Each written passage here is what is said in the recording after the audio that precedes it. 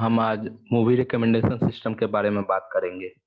तो वैसे basically recommendation system 3 तरह का होता है। जैसे पहला एक होता है कंटेंट बेस्ड रिकमेंडेशन सिस्टम, और दूसरा होता है कोलैबोरेटिव रिकमेंडेशन सिस्टम, और तीसरा हाइब्रिड रिकमेंडेशन सिस्टम।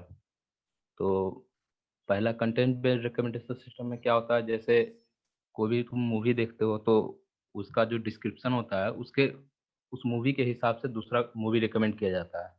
इसमें कोई यूज़र डाटा वगैरह नहीं लगता है। तो सिर्फ़ उसके डिस्क्रिप्शन को मैच करके उसके हिसाब से उसके जनरा वगैरह को मैच करके उसके हिसाब से दूसरा मूवी रिकमेंड किया जाता है। और फिर एक दूसरा कोलैबोरेटिव रिकमेंडेशन सिस्टम में इसमें यूज़र डाटा का ज़रूरत पड़ता है, जो कि मान लो जैसे हम लोग देखते हैं कि हाँ, इस यूज़र ने ये मूवी देखा है तो उसको ये, और दूसरे यूज़र ने भी उसी तरह का अगर मूवी देखा होगा तो दोनों का कॉमन निकाल के एक मूवी रिकमेंड किया जा सकता है। तो जैसे देखो एक इमेज दिखा रहे हैं, ये एक कोलैबोरेटिव रिकमेंडेशन सिस्टम का एग्जांपल है। इसमें मान लो जैसे एक कोई जिल बंदा और एक मेगन बंदी है। तो जिल जिल मान लो कोई ये लोग कोई मूवी देख रहा है और मेगन भी कोई मूवी देख रहा है, और फिर दोनों का वो इंटरसेक्शन निकाला जाता है। और उसके बाद इंटरसेक्शन में मान लो दोनों का सिमिलरिटी जो भी रहेगा, और उसके बाद दोनों को एक दूसरे का रिकमेंडेशन रिकमेंड किया जाता है। ये बीच वाला मतलब जो भी डिफरेंस रहता है दोनों का, वो रिकमेंड किया जाता है एक दूसरे को। जिल का किया जाएगा मेगन को, और मेगन का वॉच रिकमेंड किया जाएगा जिल को। और तीसरा जो हाइब्रिड रिकमेंडेशन सिस्टम होता है उसमें दोनों का इस्तेमाल किया जाता है, मतलब कंटेंट बेस्ड का भी, और उसके बाद ये कोलैबोरेटिव रिकमेंडेशन सिस्टम। तो आजकल जितना भी रिकमेंडेशन काम कर रहा है वो ज़्यादातर हाइब्रिड ही रहता है, क्योंकि नया नया मान लो कोई कंपनी खड़ा होता है तो उसके पास ज़्यादा यूजर डाटा रहता नहीं है। तो वो चाहेगा कि ज़्यादा शुरू में कंटेंट बेस्ड ही रहे, बाद में जितना यूजर डाटा आएगा उसके हिसाब से वो उसको एडजस्ट कर लेता है। ठीक। तो मूवी रिकमेंडेशन सिस्टम के लिए तो आज हम सिर्फ कंटेंट बेस्ड रिकमेंडेशन सिस्टम के बारे में बात करेंगे। जैसे ये बनाए हैं, मतलब वही content based recommendation system program बनाया है। जैसे सबसे पहले देखो ऊपर में हम 4 लाइब्रेरी इंपोर्ट किए हैं, पांडास, नंपाई, sklearn। तो पांडास तुम्हारा जो कि एक पाइथन बेस्ड पैकेज है, जो कि मतलब डाटा सेट वगैरह के लिए इस्तेमाल किया जाता है, जैसे डाटाबेस लोड करने के लिए, डिप्लॉय करने के लिए, फिर उसके बाद मतलब डाटा सेट से रिलेटेड के लिए पांडास को इस्तेमाल किया जाता है। फिर नंपाई भी एक पाइथन लाइब्रेरी है, जो कि एरेज वगैरह से डील करने के लिए, मैट्रिसेस वगैरह, लीनियर अलजेब्रा वगैरह, ये सब से डील करने के लिए एक पाइथन लाइब्रेरी बना है। और जैसे पाइथन में भी हम लोग एरे का इस्तेमाल कर सकते हैं, लेकिन numpy को अलग से इसलिए बनाया गया क्योंकि जैसे डाटा साइंस मशीन लर्निंग में बहुत लार्ज डाटा सेट का हम लोग इस्तेमाल करते हैं, तो उसके लिए पाइथन एरे जो है वो बहुत टाइम कंज्यूम करता है। तो इसलिए numpy एरे वैसा डिज़ाइन किया गया है कि ये पाइथन एरे से कम टाइम कंज्यूम करता है, इसलिए हम लोग डाटा साइंस में numpy का इस्तेमाल करते हैं। और फिर ये तीसरा इसमें जैसे दिखा रहे हैं sklearn, ये मशीन लर्निंग लाइब्रेरी है जो कि पाइथन का ही है। इसमें बहुत सारा तुमको मॉडल मिल जाएगा, बहुत सारा फीचर्स मिल जाएगा, जैसे के mean, TF, IDF, linear kernel, ये सब के बारे में। और लॉजिस्टिक रिग्रेशन वगैरह तुमको sklearn से मिल जाएगी। ये सब प्री डिफाइंड मॉडल है जो कि सिर्फ तुम लाइब्रेरी इंपोर्ट करके इस्तेमाल कर सकता है। इस सब को मतलब कि जैसे अगर बेसिक से बनाने जाएंगे तो बहुत टाइम लग जाएगा, इसलिए पहले से ही तुमने ये 3 लाइब्रेरी था जिसका हम लोग इस्तेमाल करेंगे इसमें movie content based recommendation system. तो एक मूवी का छोटा सा डेटा सेट हम केगल से डाउनलोड किए थे, जो कि देखो पांडा की मदद से हम उसको लोड किए, movie credit dot C S B और एक movie details dot C S B. इसको हम दिखा के देखते हैं थोड़ा।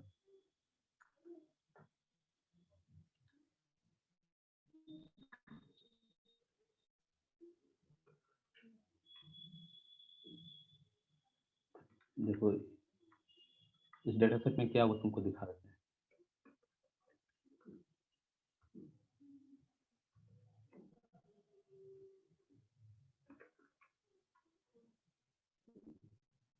जैसे इसमें दिख रहा होगा मूवी का डिटेल वगैरह है, बजट है, जनरा है, होम पेज है, आईडी कीवर्ड वगैरह, जितना भी फीचर्स है ये सब मूवी से रिलेटेड वो दिया हुआ है इसमें।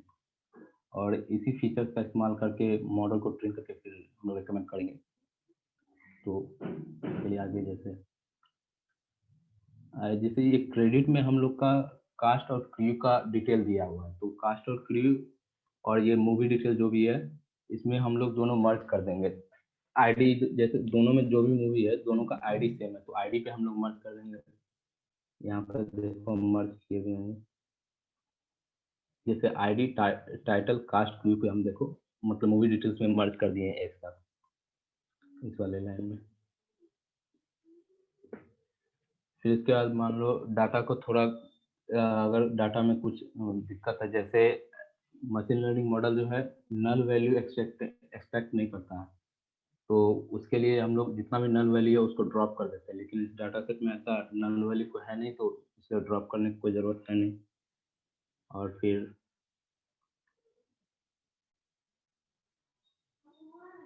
और उसके बाद जैसे फिर अब हम लोग इस डाटा सेट को मॉडल को ट्रेन करने के लिए आगे बनाएंगे।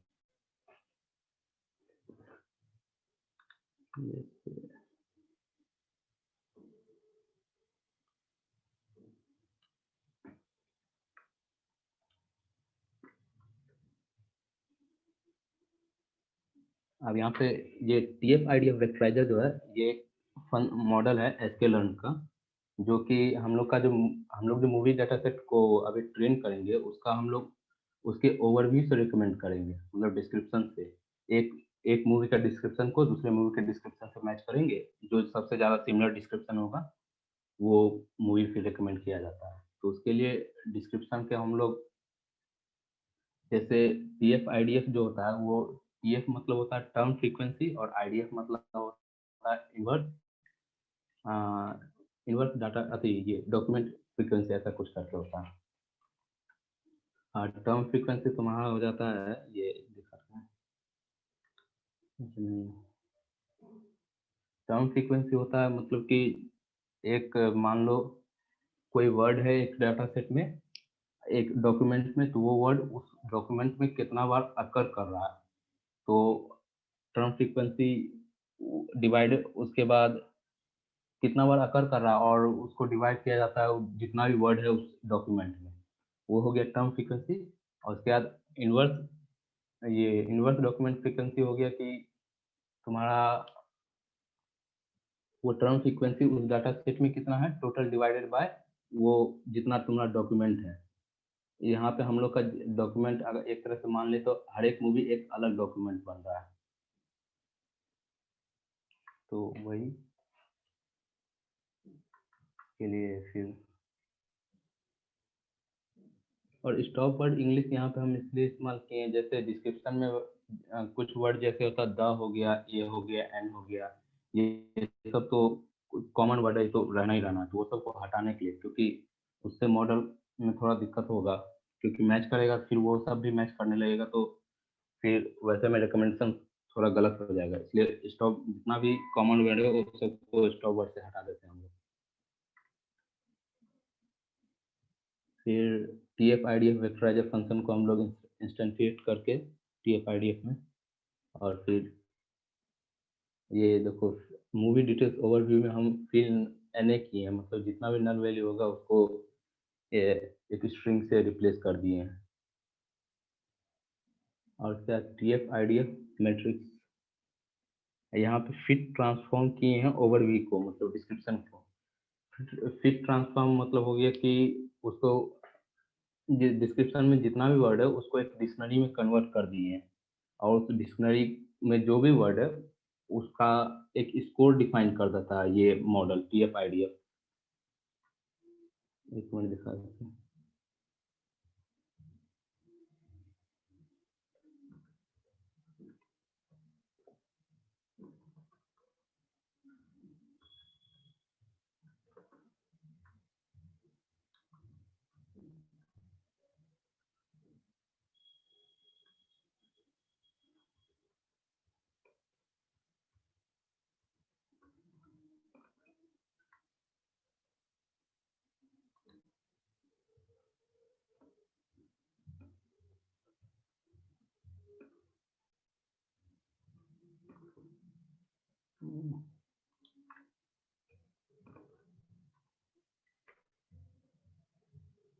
हेलो।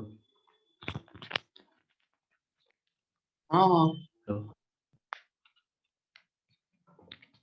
ये TF-IDF पता चला क्या था?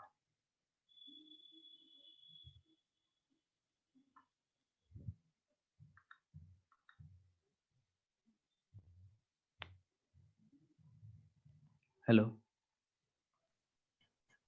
हाँ, वो सही से नहीं पता चला TF-IDF। एक मिनट, वो फिर से बता।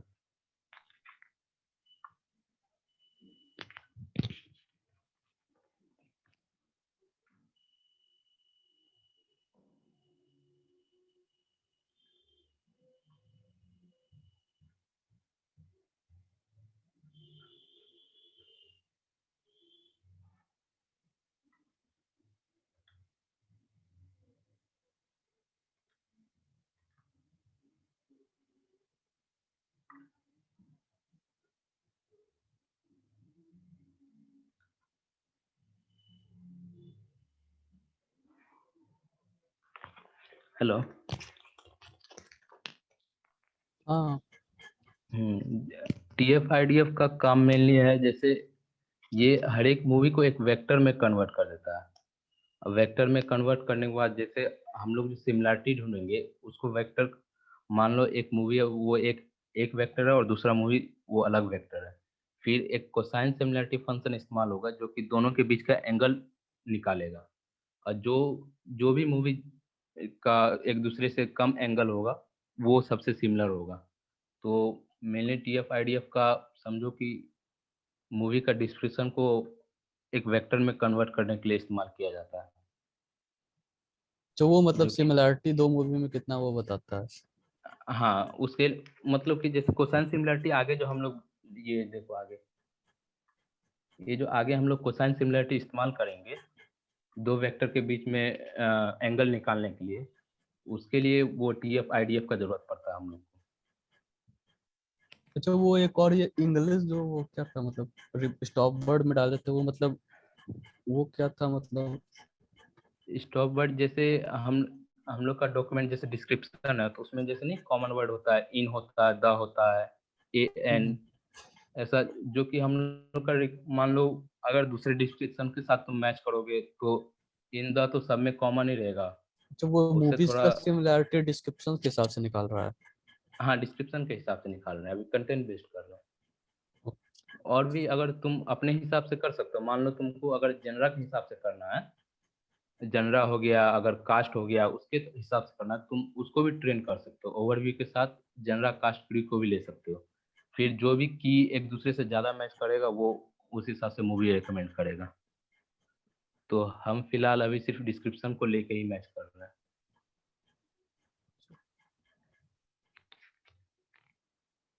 तो वही, तो वही वो डिस्क्रिप्शन को डिक्शनरी वाला एक, क्या बोल रहा था? एक डिक्शनरी वाला बोला था ना तुम?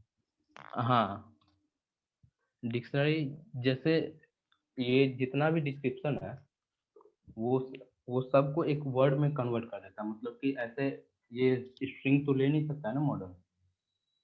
तो जितना भी मतलब डिफरेंट, अभी जो टर्म सीक्वेंस बता रहे थे, डिफरेंट डिफरेंट जितना भी वर्ड है वो सबको काउंट करेगा और एक डिक्शनरी में कन्वर्ट कर देगा। जैसे यहाँ पे ये देखो, 4803 और एक 20,000 दिखा रहा है। ये 4803 हम लोग का मूवी लिस्ट है, मतलब इतना इतना मूवी है हम लोग के डाटा में।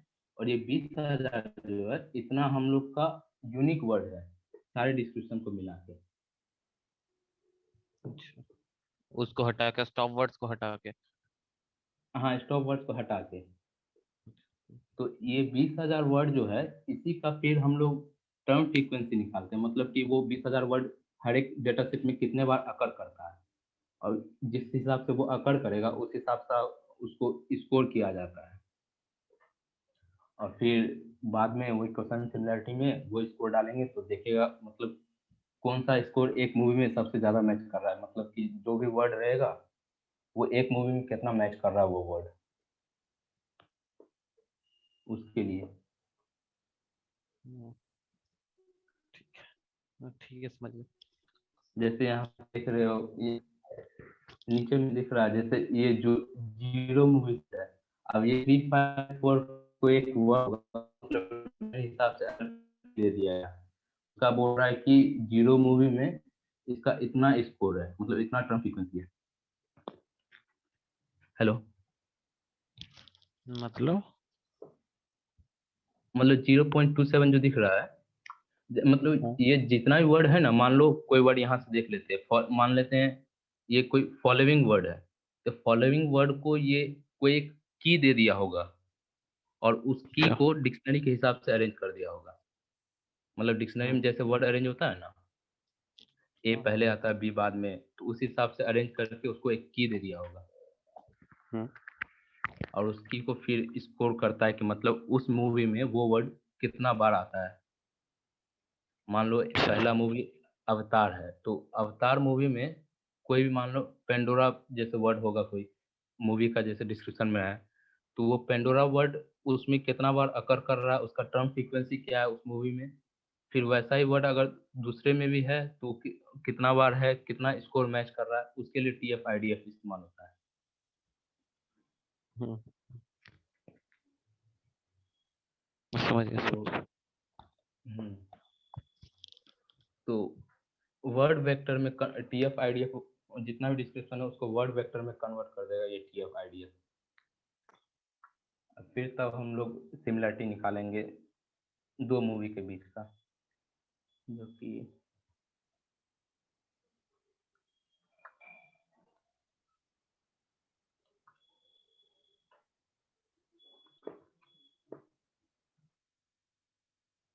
अब देखो ये कोसाइन सिमिलरिटी जैसा अभी बताए थे कि दो वेक्टर के बीच में एंगल निकालने का काम आता है। जो भी कम एंगल जितना होगा वो उतना ज़्यादा मूवी सिमिलर होगा। तो हम लोग जैसे कोसाइन सिमिलरिटी क्या, ये 10th 12th में डॉट प्रोडक्ट पढ़े थे दो वेक्टर के बीच का, सबको याद ही होगा। तो डॉट प्रोडक्ट ये वही फॉर्मूला जो हम लोग 12th में पढ़े थे वेक्टर चैप्टर में, A dot B divided by magnitude हाँ ऑफ ए ये याद है। Magnitude of B. इतना आगे क्या खतरनाक चीज पढ़े थे हाँ यार। ये राइट मोस्ट में जो है वो नहीं पढ़े थे, पता नहीं क्या। हाँ वो उसी को मतलब यही समेशन है, करके लिख जैसे दिया यार। यहाँ तो हम लोग हाँ वही समेशन करके लिखा। तो इसी फॉर्मूला का मदद से हम लोग दो वेक्टर के बीच का एंगल निकालेंगे। अब यहाँ पे हम लोग का जो वेक्टर है वो मतलब एक मूवी एक वेक्टर है और दूसरा मूवी दो वेक्टर है, मतलब मूवी को वेक्टर से रिप्रेजेंट किया जा रहा है। और फिर जो भी मतलब दो वेक्टर के बीच में कम एंगल जो भी मूवी का होगा वो जो भी मूवी लेगा उसको, जितना भी हम लोग का डेटा सेट में मूवी है उसके सबके अक्रॉस में वो एंगल निकाल देगा, जो सबसे नजदीक होगा उसका भी और जो सबसे दूर होगा उसका भी निकालेगा। तो लेकिन हम लोग तो टॉप 5 या टॉप 10 रिकमेंड करना चाहते हैं, तो इसलिए वो टॉप 5 टॉप 10 निकालने के लिए एक फंक्शन बनाए हैं, मतलब एक फंक्शन बनाए हैं। और ये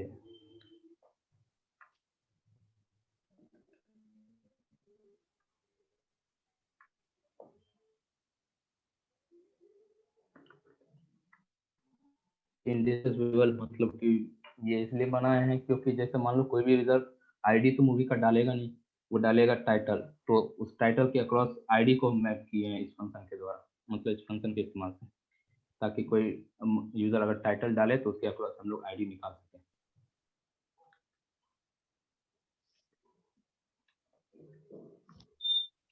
हेलो। हाँ अरे यार आवाज कट गया लगता है बीच में। आ रहा है अभी। हाँ हाँ हेलो। अभी हाँ अभी आ रहा। वहां के बाद कट गया। वो बोल रहा था कि कोई भी टाइटल तो डालेगा नहीं, उसके बाद नहीं आया। हाँ नहीं तो वही बोले, जैसे कोई भी आईडी तो डालेगा नहीं, तो इसलिए हम लोग मतलब कि यूजर टाइटल डालेगा तो उसके लिए टाइटल के अक्रॉस इंडिसेस वेरिएबल बनाए और सीरीज फंक्शन के इस्तेमाल से हर एक टाइटल के अक्रॉस आईडी को मैप कर दिए, ताकि कोई टाइटल डाले तो उसके अक्रॉस आईडी निकाल के हम लोग फिर आईडी के इस्तेमाल से हम लोग अपना डेटा सेट में मैच कर सकें। और फिर ये एक फंक्शन बनाए हैं गेट रिकमेंडेशन, इसमें हम लोग यूजर से टाइटल लेंगे और उसके बाद हम लोग जो अभी ऊपर ये छोटा सा मॉडल बनाए क्वेश्चन सिमिलरिटी, मूवी के बीच में सिमिलरिटी निकालने के लिए वो मॉडल पास करेंगे इसको। तो फिर आगे इसी फंक्शन में जैसे इंडिसेस में हम type hello hello hello Rishu, हाँ। आवाज आ रहा है? ये चला गया। हाँ आ आ रहा है। रहा कट गया क्या आवाज? नहीं नहीं नहीं हाँ यही फिर वो इंडिसेस किसी का में हम लोग आवाज आया था, हम नहीं बोल रहे थे, हमको लगा कोई क्वेश्चन पूछ रहा है क्या। अच्छा, तो ये इंडिसेस वेरिएबल हम लोग टाइटल पास करके उसका आईडीएक्स में आईडी स्टोर कर लेंगे। फिर उस आईडी को हम लोग अपने जो कोसाइन सिमिलरिटी मॉडल है उसमें पास करेंगे और वो कोसाइन सिमिलरिटी मॉडल से जितना भी मूवी का लिस्ट है हम लोग वो निकाल लेंगे, मतलब कि हर एक मूवी के लिस्ट के अक्रॉस जो स्कोर होगा वो सिमिलरिटी स्कोर में हम लोग स्टोर कर लेंगे। फिर हम मतलब टॉप 10 जो भी उसको कर सिमिलरिटी स्कोर में स्टोर कर लिए।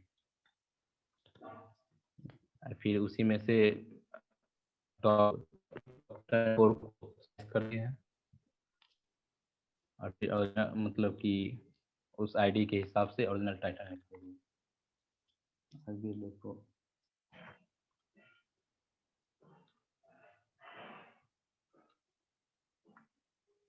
अब जैसे देखो ये गेट रिकमेंडेशन फंक्शन को कॉल कर रहे हैं, इसमें एक मूवी पास किए हैं द डार्क नाइट राइजेस।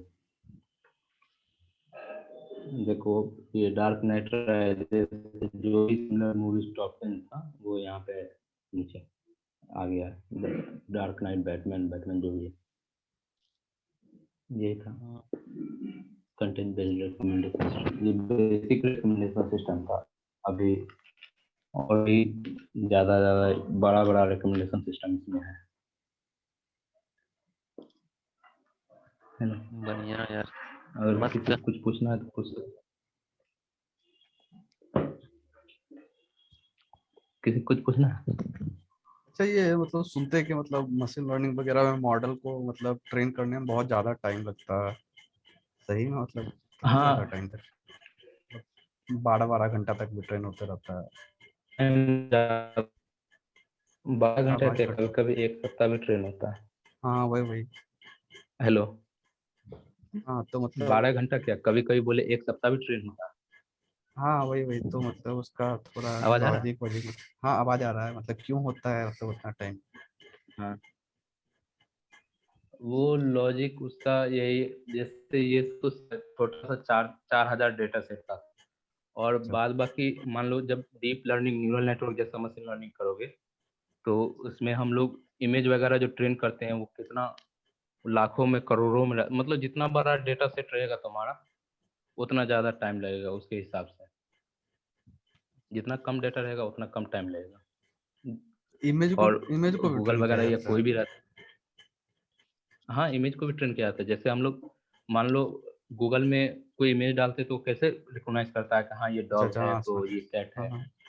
अभी जो टेस्ला कार निकाला है वो टेस्ला कार इसी इमेज रिकॉग्निशन पे ही तो काम करता है कि वो अभी तो खैर पहले तो बहुत ज़्यादा मशीन लर्निंग वगैरह के लिए दिक्कत होता था, लेकिन अब जितना भी बड़ा बड़ा कंपनी है वो अपना लाइब्रेरी जैसे गूगल ही है वो टेंसर फ्लो यूज करता था अपने वो खुद का गूगल का मशीन लर्निंग के लिए, उसको वो ओपन सोर्स कर दिया है। तो टेंसर फ्लो केरास वगैरह में बहुत सारा लाइब्रेरी पैकेज इतना सारा मॉडल है, प्री डिफाइंड मॉडल है जो कि तुमको फिर से ट्रेन नहीं करना पड़ेगा, उसके इस्तेमाल से तुम ये इमेज रिकॉग्निशन वगैरह कर सकते हो। मान लो अगर तुम डॉग रिकमेंडेशन मतलब ये डॉग इमेज रिकग्निशन बना रहे हो मतलब कौन सा ब्रीड का है, तो अगर टेंसर फ्लो का मॉडल इस्तेमाल करोगे तो उसके मॉडल में पहले से ही बहुत सारा इमेज ट्रेंड रहेगा, तो उसको तुम जो डाटा पास करोगे वो रिकॉग्नाइज करने में आसानी रहेगा कि हाँ ये डॉग कैसा दिखता है, उसका जो भी है कितने पिक्सल का रहता है, उसको तो ये नहीं पता है ना कि कौन सा कलर वगैरह, तो इमेज जो पास होगा वो पिक्सल में पास होता है, मतलब कि एक एरे डाटा सेट में पास होता है इमेज, नंबर एरे में, अच्छा। इस तरह से। तो ये गूगल भी टेंसर फ्लो का ही इस्तेमाल कर रहा है। अरे ये गूगल बोलते हैं, गूगल तो कर ही रहा है, ये टेस्ला